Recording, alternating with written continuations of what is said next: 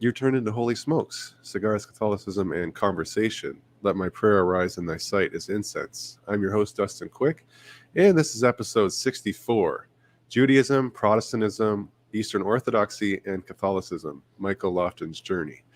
Before we get into that wonderful spectacle, I just want to let everybody know that Havana Palace on Huron Church Road in Windsor, Ontario, Canada is the official sponsor of the Holy Smokes podcast. If you would be so kind, just go to facebook.com/Havana Palace and give their page a like. We would greatly appreciate it. So back with me again. I've had him on the show before, and I've also been on his show. Michael, how are you doing this evening, my brother? Good, Dustin. How about yourself? I'm doing just fine. As you can see, I got my beverage and my cigar, so I'm all set. I got my coffee. Coffee's good too. That was my second choice, but I didn't have time to make it. So. Yeah. All right, brother. Well, you've had quite the faith journey. So why don't you start us off by just explaining how you grew up? What tradition did you initially grow up in, and what was that experience like? Yeah. Well, when I was born, my parents were Christians, but I didn't really have a whole lot of exposure to it.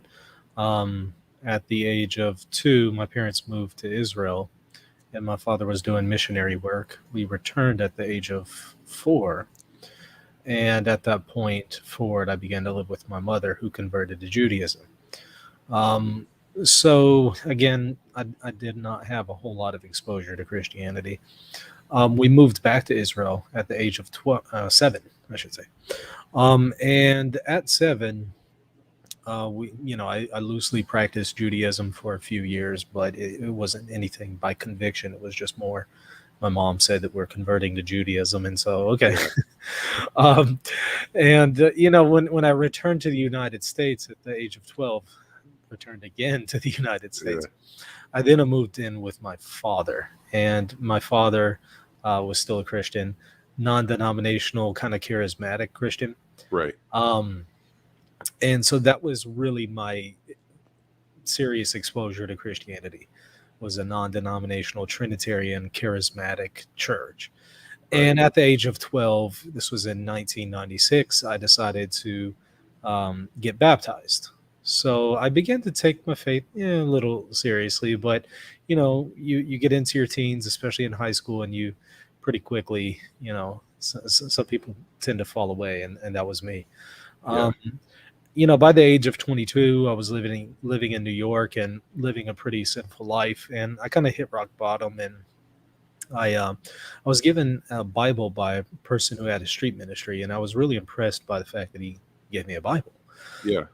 Because this was not just one of those cheap $1 store kind of Bibles. This was probably a $40 Bible that he just gave to me for free. Really big, thick commentary, and I thought, wow. Guy would actually give me something like this. This is pretty cool. Okay, well, let me actually read this thing. I have nothing else to live for, nothing else to lose. Let me just read it. Which I did in less than 30 days. I read the Bible cover to cover. And it significantly changed my life. I haven't been the same ever since. So there was a profound conversion at that time, where the graces of my baptism really, really flourished. But pretty quickly, I began to ask questions, theological questions, and by some people was kind of steered in the wrong direction, in an anti-Catholic direction. And I made my way into a Baptist church, and by the time I had my daughter, I had to consider the question, do I have my daughter baptized? So I really began to study infant baptism. Yeah. And I came to the conclusion that historically Christians baptize their infants. So yes, I should do that. But of course I had to leave Baptist to Presbyterian in order to have my daughter baptized. And I was convinced of Presbyterianism because of that. So I changed to Reformed Christianity. And spent some time there. But of course, in Reformed Christianity, there is more of an emphasis on church history and reading church history. And right. I had no exposure to church history. So I started reading church history, and I was just blown away by the things that I was reading. And I then especially started to dive into reading primary sources, the Apostolic Fathers, Ante-Nicene, Post-Nicene Fathers. And I pretty quickly realized some significant discontinuity between my tradition, my Reformed tradition, and the tradition that I'm reading about in the patristic era. And so that really led me to consider something that is more apostolic in nature. So I had to say, okay, well, there's these groups out there that maintain apostolic succession. Let me look into them. So it kind of Right. boiled down to Catholicism, Orthodoxy, and Anglicanism for me because they claimed to have bishops and apostolic succession. Sure. Pretty quickly, Anglicanism fell by the wayside for me because of some of the things that are going on in Anglicanism concerning its orders. So I really did not find most of Anglicanism to be a viable option. And the few that I did find to be an option were in communion with people who or Anglicans that ordained women. And I just thought this is just too much of a aberration to the sacrament of ordination historically for me to take seriously. So I couldn't accept that. So it really boiled down to Catholicism and Orthodoxy for me. And I leaned more in favor of Orthodoxy because I had kind of that anti-Catholic bias. But pretty Right. soon that anti-Catholic bias went away, and I was more receptive to Catholicism. But I still leaned more in favor of Orthodoxy. But at the end of the day, I just said, look, I need a way to be able to identify objective interpretations of Scripture in certain cases where there is dispute. Not saying that you can't have any understanding of Scripture without a magisterium. That's not what I'm Sure. saying. But what I Sure. am saying is there are certain points, like, is justification necessary? Is a right understanding of justification essential to the gospel? And if so, what is that understanding? Is baptismal regeneration essential? If so, what is that? What is the proper understanding of baptism? And to answer some of these questions when there are really, really good arguments on both sides, it kind of boils down to, well, is there a teaching authority that can really objectively mediate between these theological disputes, or really does it ultimately boil down to my subjective opinion? Mhm. um, so I continued to study teaching authority, and I concluded that Orthodoxy lacks an objective magisterium, whereas Catholicism offers one. And it seems that the Catholic magisterium has historical precedent and merit. So I went the Catholic direction in 2012. And I experienced a whole lot of scandal, personal, to attacks on my family from priests and people in the local area. Went through a lot, and also seeing a lot of scandal on the universal level. A lot of that scandalized me. Yeah, after seeing scandal and experiencing scandal continuously, eventually I was scandalized. And after about 5 years of having really, really bad experiences in the Catholic Church, I had to start asking the question, did I make the right decision? Should I have gone to Orthodoxy? Is this maybe God trying to tell me, in the circumstances of my life, that I made the wrong decision? Yeah. Because intellectually, Catholicism made sense to me, but I'm having all of these really horrible experiences where I'm finding it incredibly difficult to live as a Catholic. So I just had to ask, okay, well, maybe this is God telling me in my circumstances, you made the wrong decision, and you need to go to Orthodoxy. So I began to, discern Orthodoxy further. And I looked into it for a couple more years and eventually made that transition to Eastern Orthodoxy and was received into the Orthodox Church. And I stayed there for about 3 years. My difficulty with Orthodoxy wasn't that I experienced any personal problems. In fact, I had nothing but good experiences from the local Orthodox parish. I love the people there, and I love the liturgy there. I love the priest. I would give my life for that priest. And nobody scandalized me. Nobody did anything bad to me. I mean, I did see a few scandals in global Orthodoxy, but it didn't really scandalize me. Although it did make me say, okay, well, both sides have scandals, so I can't make a determination based on that. But Right. but I emphasize that to say I did not have a bad experience. In fact, I had a great experience in Orthodoxy, much better than my experience in Catholicism. But that's the problem. I had to say But does that really determine truth, my experience? Because there could be people who have a great time in Catholicism and a horrible time in Orthodoxy. Does that make Catholicism right and Orthodoxy wrong? No. So a Right. person's personal experience doesn't determine where the truth is. So I said, look, I mean, I can't make a decision based on this. So I continued to study the papacy historically and test the claims of the teaching authority in the Orthodox Church historically. And I just, you know, could not be convinced of um, Orthodox ecclesiology over and against Catholic ecclesiology. And that continued to, remain a struggle. I went through that for several years, but did not want to make any quick decisions. I continued to wrestle with it. But one thing that really pressed on my conscience was a line from the Second Vatican Council in Lumen Gentium, where it says, if you know that the Catholic Church is established by Christ and you refuse to enter or remain in it, you cannot be saved. That remained on my conscience. And I said, look, I really do believe Catholic ecclesiology. I can't shake this, even though I've tried. I just can't shake it. And this line from the Second Vatican Council creates a really big difficulty for me. I can't be indifferent to this issue and just say, well, let me just stay in Orthodoxy. Right. No, I can't do that with what Lumen Gentium says.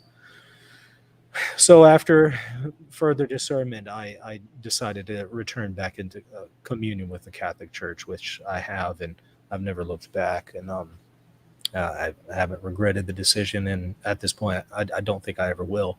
Obviously, I don't know what will happen in the future, but I just don't see it changing. I see the attestation historically for the papacy so strongly that I don't see that changing.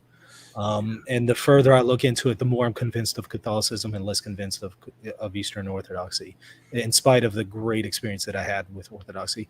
The big takeaway that I can say that I got from it is I'm Eastern Catholic. I don't see the Latin Rite position as strongly as I used to. I mean, obviously, I don't have a problem with Latin Rite Catholics. I'm just saying that there are certain distinctives and distinctions that the Eastern Catholics maintain that I would favor with over and against the Latin Rites, Sure. Catholics. So I came away from that Orthodox experience with some with a reform in some of my views on the sacraments and the liturgy, which I still maintain to this day. So that experience in Orthodoxy was incredibly helpful because I see the Byzantine tradition as something I really, really resonate with. So I, even though I'm not recommending that anybody goes from Catholicism to Orthodoxy. I think that God used it for good, and I was able to benefit a great deal from the Orthodox and bring the good things that they have, or at least see the good things that they have in our own tradition, in our Eastern Catholic churches. What do you think about the claim that Eastern Catholicism isn't really the fullness of the Eastern faith? It's more of like a Frankenstein or a stepping stone. But to be fully immersed in the East, you have to go Orthodox. Do you find that there's any validity to that? We actually did a video on that very question: is Eastern Catholicism a stepping stone to Orthodoxy? And no, I would say absolutely not.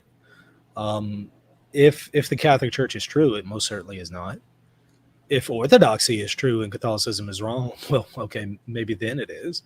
But I don't believe that Orthodoxy is right and has the fullness of the faith. I think that it is lacking something when it comes to the fullness. As great as the Orthodox are, there is something lacking there, and that is a fullness in its ecclesiology and a magisterium. Right.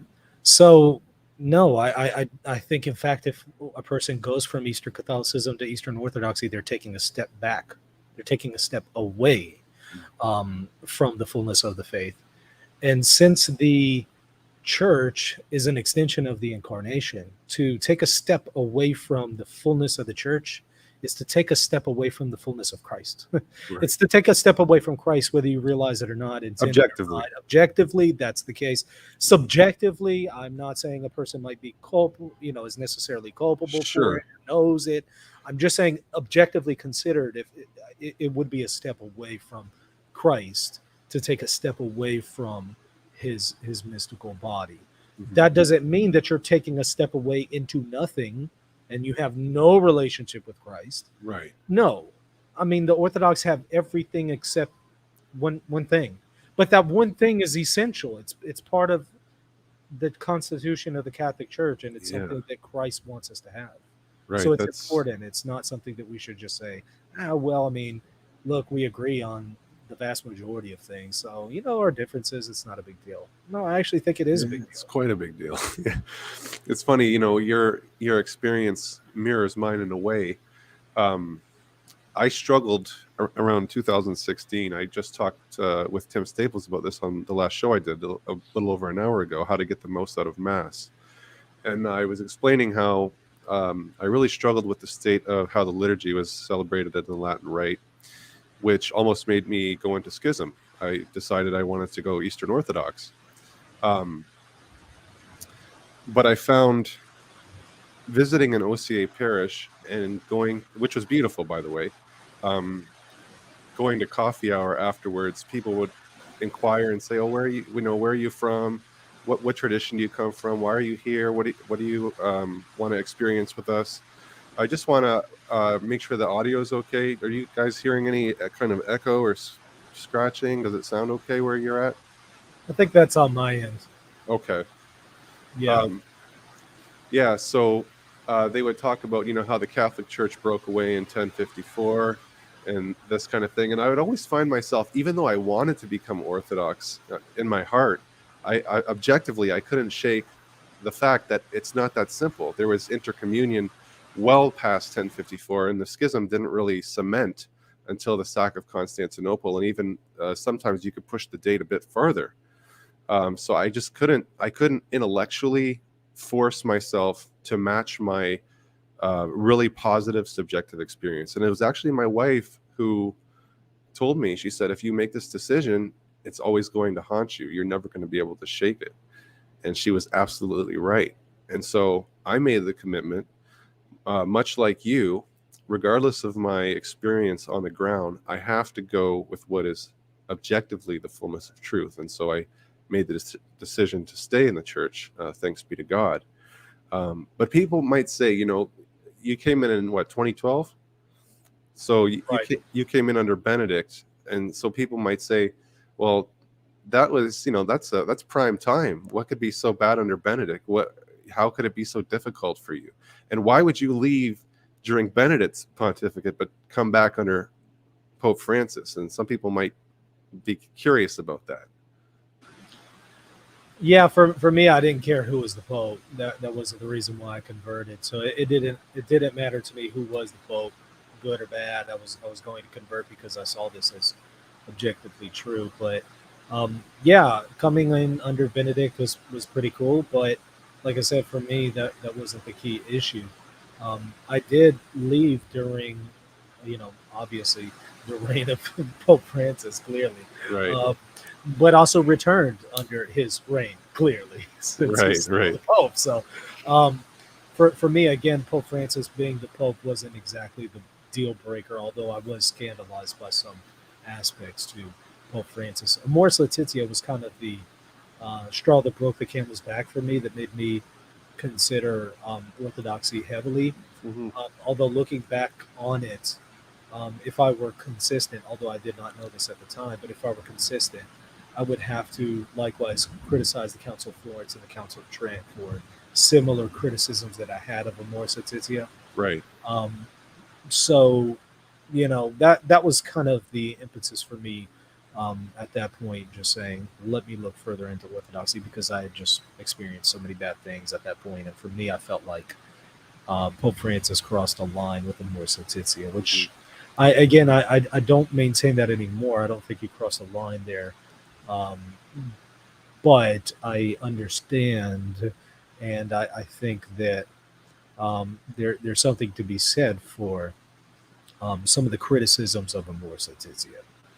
Yeah, some people might be asking, what about the Council of Trent and Florence? How does that factor into a discussion with Amoris Laetitia, almost giving Amoris Laetitia's position some sort of credence rather than just being outright heresy, which a lot of people just assume. Yeah, so this is present in Florence, but also more explicit at Trent. If you read the Acts, um, Trent ruled in favor of divorce and remarriage in a way that opposed the Protestant understanding, but in that opposition, it sure does seem that the Orthodox understanding of divorce and remarriage is also opposed, and that most certainly is most likely the case. Um, but that being said, though, it does seem that they oppose the Orthodox doctrine, if you can call it that, maybe practice of divorce and remarriage. They still tolerated it. They tolerated it among Greek Catholics, Mhm. hoping, because this was being practiced by Greek Catholics, they tolerated it among Greek Catholics, though they opposed the doctrine, hoping that in due time that practice would fade away and they would come around to understand the fullness of the faith on this matter, and that practice would cease. Right. So they had this idea of making a distinction between the doctrine and toleration of the practice. Right. Um, and that's not exactly what Amor Laetitia is doing. There are some differences between what Trent does and what Amor Laetitia does. But that's kind of the thrust of it. That's kind of the gist of it. Even though Amor Laetitia is clear about opposing divorce and remarriage, it does on a personal level tolerate it in certain cases, Right. certain rare cases. So that's kind of similar to the approach of Trent. So if one were to condemn Amor Laetitia for that, I think they would necessarily have to do so for the Tridentine Fathers. Now, the Tridentine Fathers, with um, their their toleration, this wasn't codified in any canons or something like that.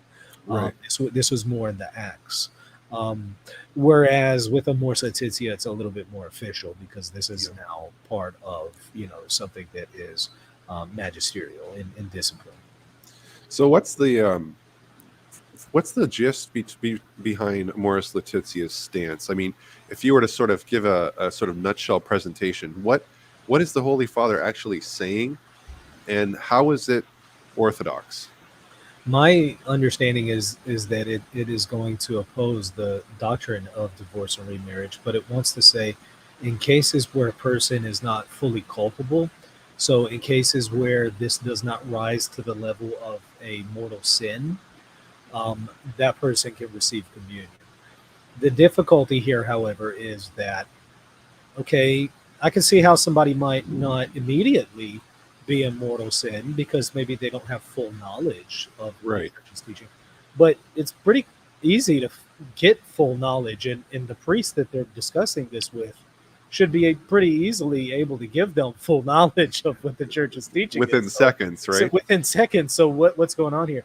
Well, at that point, I think it's more so the case that okay, well, it's not just that maybe they lack full knowledge, but perhaps they also lack full consent of the will based on mitigating circumstances. So I think that that's what Amor Laetitia is doing, and it's saying if they don't have full knowledge and full consent, and it's not causing scandal, then this could be allowed. Yeah, and that's not a hard and fast rule across the board. Like you said, that's in very specific circumstances to be determined on a case by case basis in the internal forum with a trusted confessor, obviously, and under his guidance. We're not talking about a general rule for everybody that this applies everywhere in all cases now. Um, so, what would you say to somebody who says, "Look, Michael, I, there, in terms of the liturgies in my area, the masses, I first of all don't have any access to any Eastern Catholic Divine Liturgy. The masses that are offered in my area, I just can't seem to enter into it prayerfully. I struggle. Um, I just can't handle it anymore. Whatever the case may be, I'm taken aback by all these scandals. I just think that I have a moral obligation and a spiritual obligation to, I don't know, go to Eastern Orthodoxy or something. You just go into schism for spiritual dire reasons." How would you counsel somebody that's in that position? Because I know from experience, you yourself were there, so you know.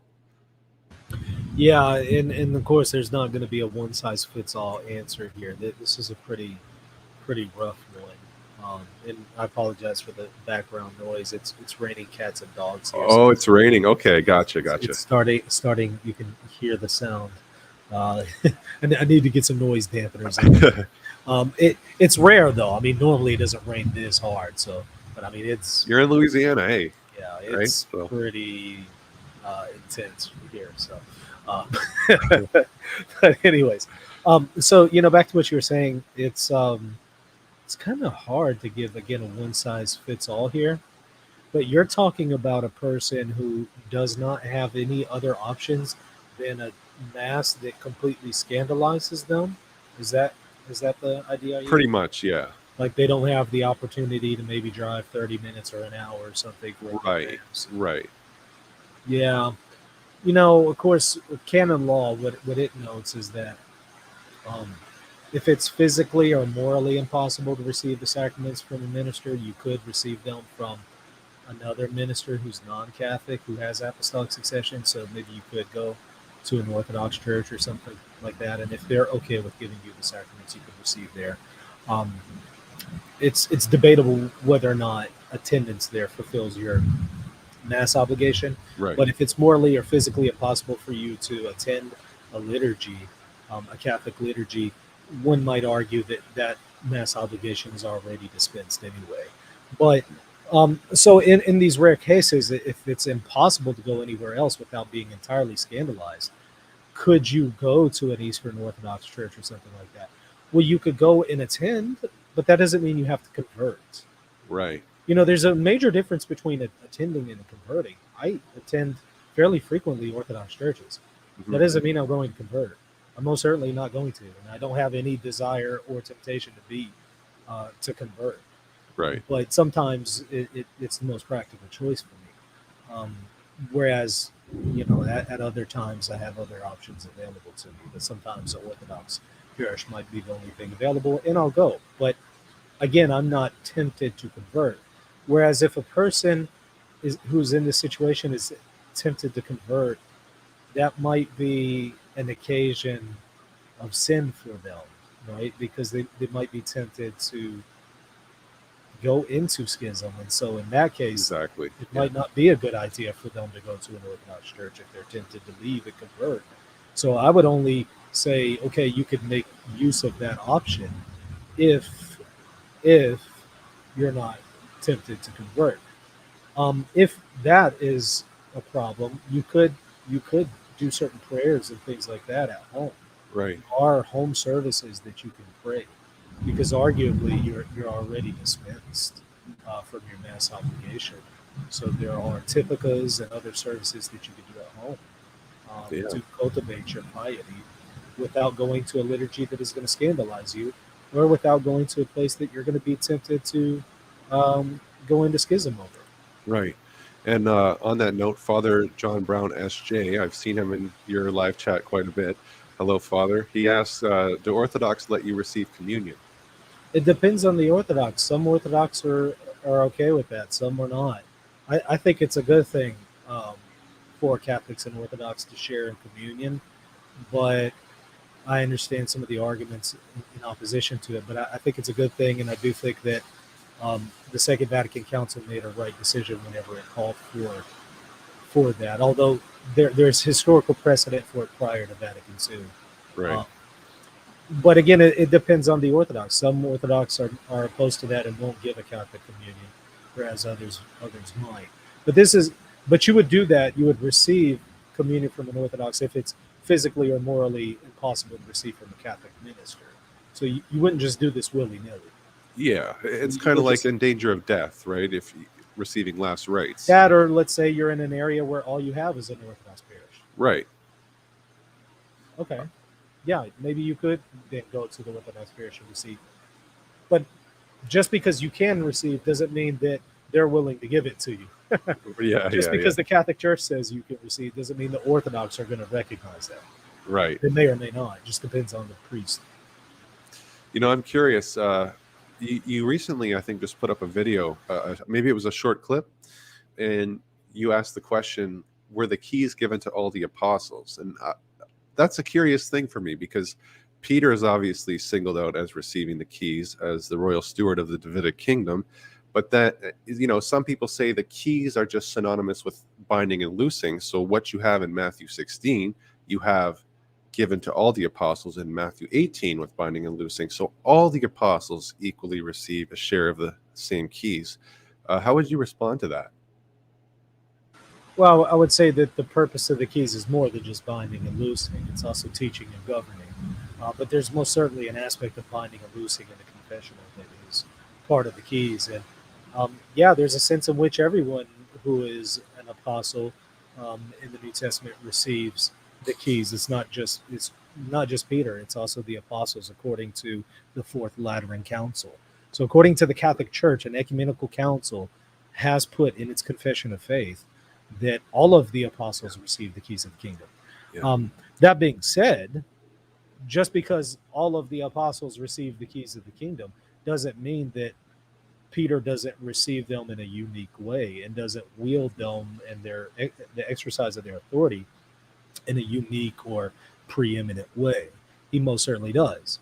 And I think that distinction is brought out in the fact that Matthew 16 mentions the keys and Matthew 18 doesn't. That doesn't mean that in Matthew 18, the apostles didn't receive them, but the fact that they're not mentioned, I do think brings out that distinction that there's a unique way in which Peter receives them. And that's why you see church fathers saying that the apostles received the keys of the kingdom through Peter. They see this distinction there.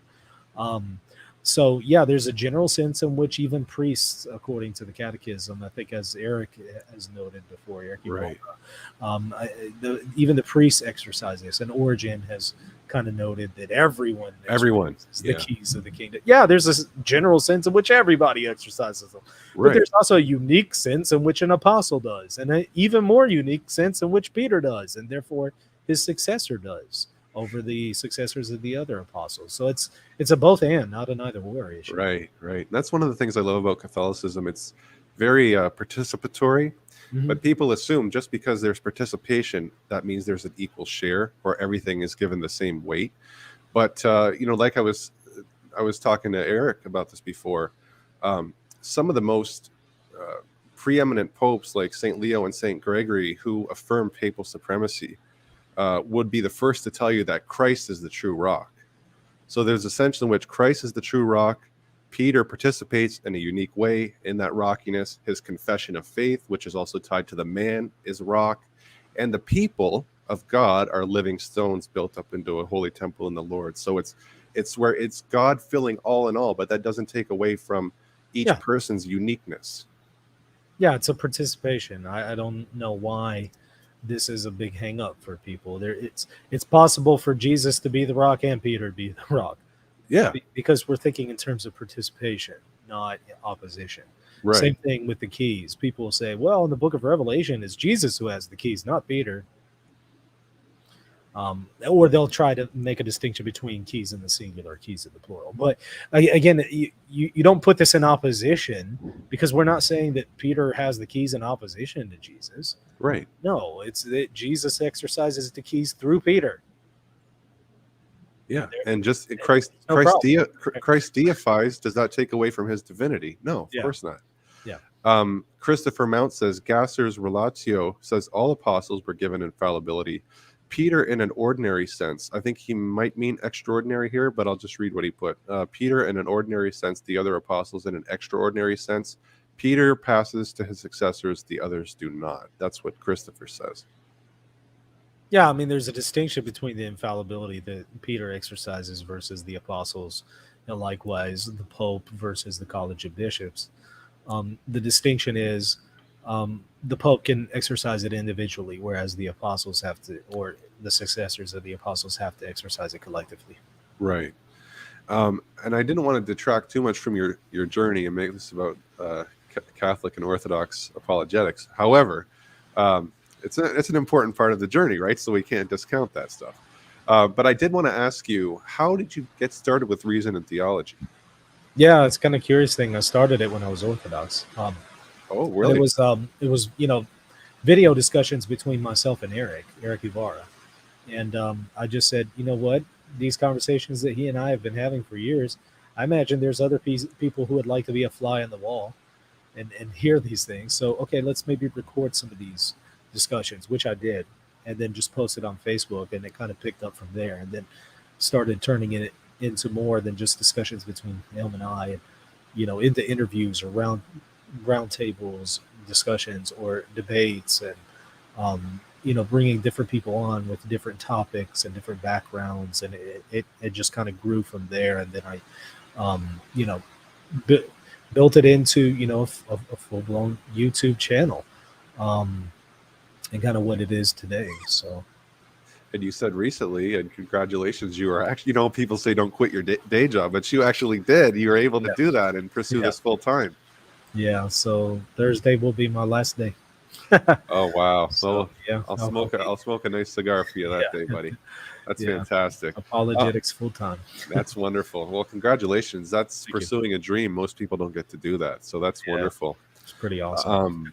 Yeah, and I remember being on Reason and Theology my first time, and I talked about my journey from Protestantism to Islam to Chrislam to Catholicism. You were my first interview. Is that right? Yeah. You were my first interview. I remember being in a freezing cold parking garage. I remember that. Yeah. Yes. Recording on my phone. Yeah, I remember that. That was good times. And how did you link up with Catholic Answers? Because you had that recently as well. Yeah, it was through Trent Horn. Yeah, Trent was kind of the one who put this idea forward. At least he presented it, to me. So I definitely give him the credit. It's been pretty cool so far, and I hope it just continues to grow. I mean, I love Catholic Answers. I have been incredibly influenced by them. They were heavily instrumental in my conversion back in 2012. Right. I remember I was really struggling through different theological questions, and they were generous enough to send me this Catholic survival guide book, really thick book, for free. And I devoured that thing. I went through and found all kinds of answers to the objections that I had. So I found it incredibly helpful. It's doubtful that I would have converted to Catholicism without the material that they provided. So I'm very grateful to them. Yeah, you guys are between R&T and Catholic Answers. Those are two of my favorite apostolates. So thank you. What an honor. Yeah, it is. So let me ask you this, Michael. When you first came back into the church under the Holy Father Pope Francis, how has your position as a Catholic changed, or how has your perspective or outlook changed? Because you've become the self-styled king of nuance and distinction and balance, and you're one of the few voices out there in the Catholic world that really gets into these fine-tuned distinctions, and you add balance to discussion. You bring back reason, again, reason and theology, very fitting, but you bring back reason to a lot of these discussions and scenarios that not a lot of people have the gift to do to this degree. So how has your outlook as a Catholic shifted or changed since you've been back home?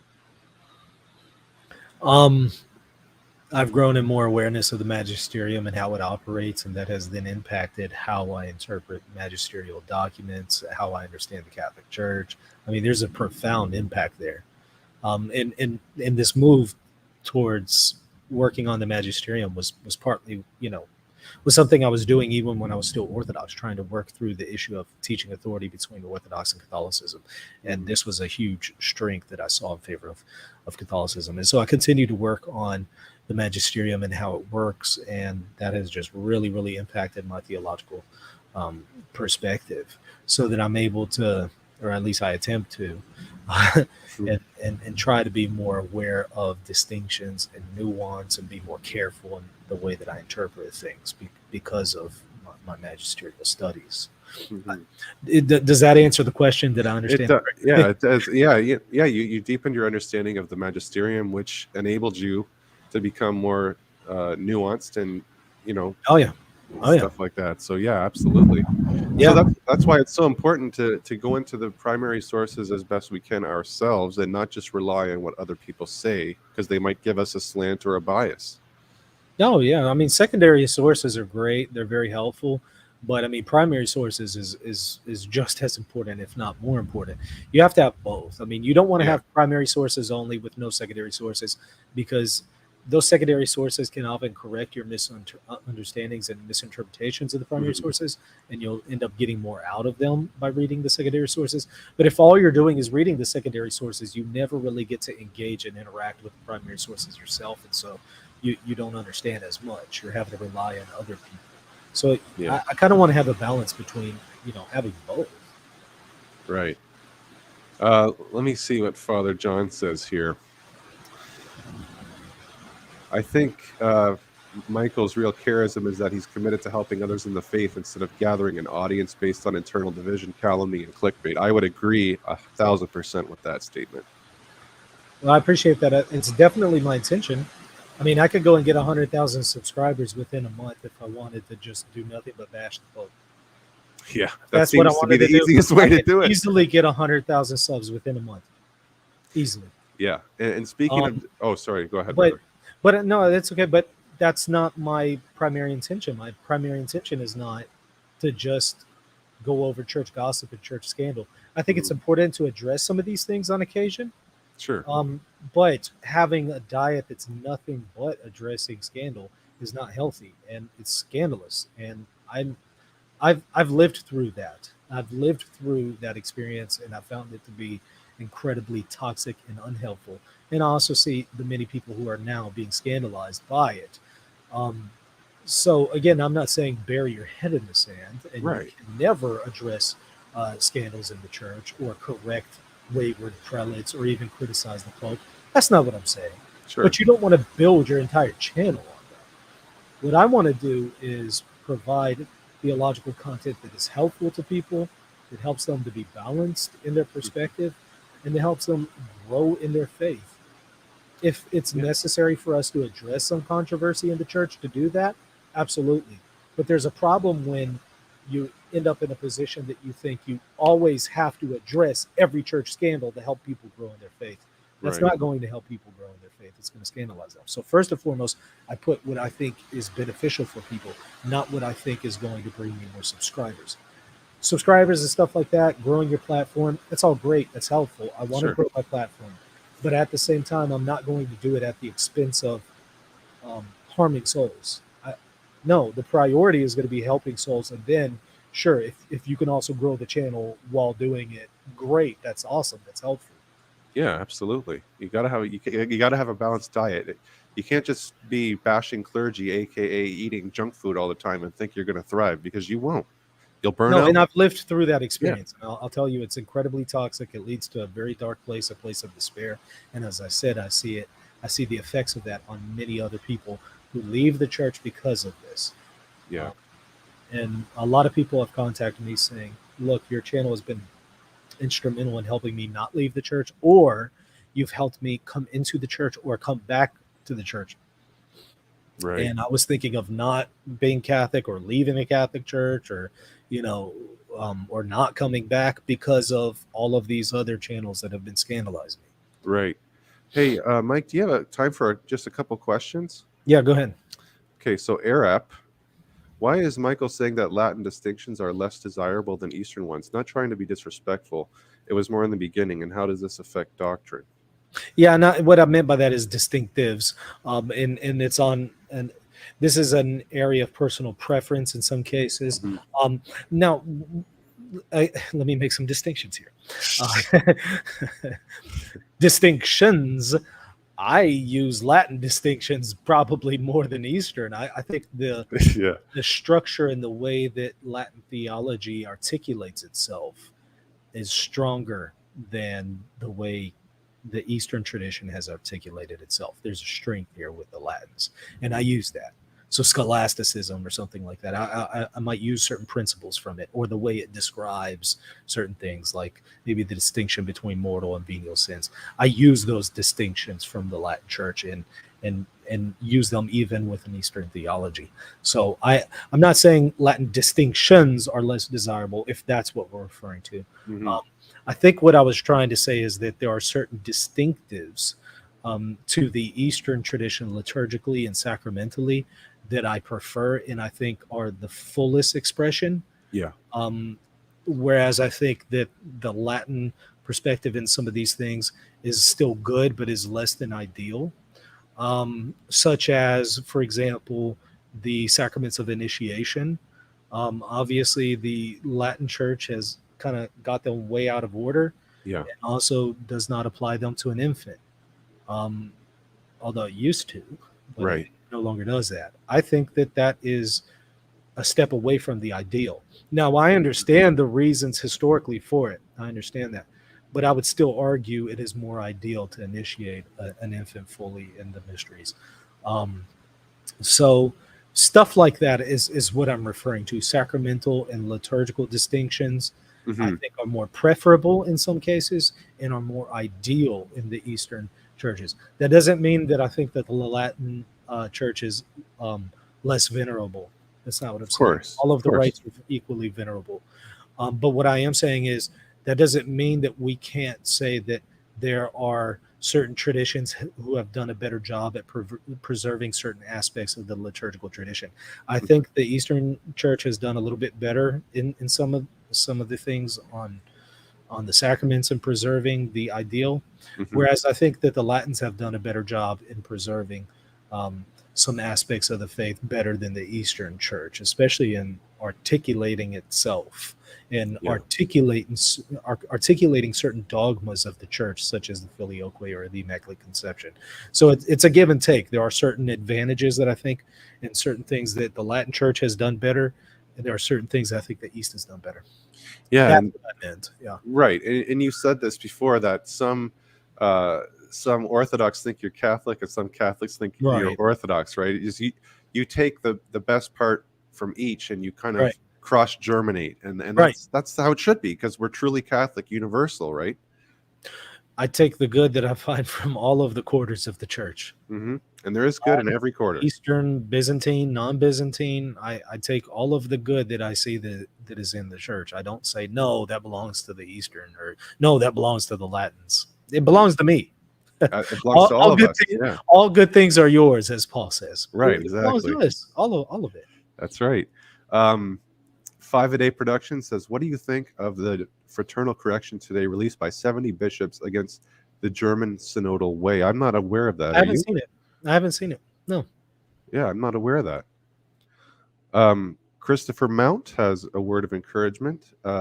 Reason and Theology, along with Eric's material and intellectual conservatism, has helped me come to Catholicism over Eastern Orthodoxy. That's wonderful. Praise God for that. Alfonso, who would you say is the greatest theologian since the 19th century? For me, it's Scheeben and Reginald Garrigou Lagrange. I'll let you take that one, Mike. I think you might be onto something with the latter there, Lagrange. I could definitely see that. I don't have really a favorite when it comes to the last 200 years or so, but yeah, I think Lagrange is probably a good choice if you had to force me to choose someone. Yeah, yeah. Well, for Michael's viewers who might not be familiar with my stuff as much, what I try to do is, and not exclusively, but I really try to show how Catholicism is the restoration and fulfillment of the temple in Jerusalem. So things like Marian veneration, the papacy, the Eucharist, how it all goes back to the first temple, including, the temple furniture, structure, Cosmos' temple, Mary as the matrix of creation, Lady Wisdom, and all that good stuff. So if you want to learn more about that, you can check out my channel. But I think we're coming up on about 50 minutes, Mike, and I didn't want to take too much of your time. Oh, you go. But I do really appreciate you and all that you do. Thank you for your work and your service to the church. Do you have any concluding thoughts? No, that's it. Thanks so much for having me on. It was an honor. No problem, brother. Well, this was episode 64 of Holy Smokes, Cigars, Catholicism, and Conversation. Let my prayer arise in thy sight as incense. I'm your host, Dustin Quick, and my guest this evening was Michael Lofton. Check him out at Reason and Theology and Catholic Answers. And congratulations on quitting your day job. Thank you. I appreciate that. All right, brother. God bless. Thank you. You too.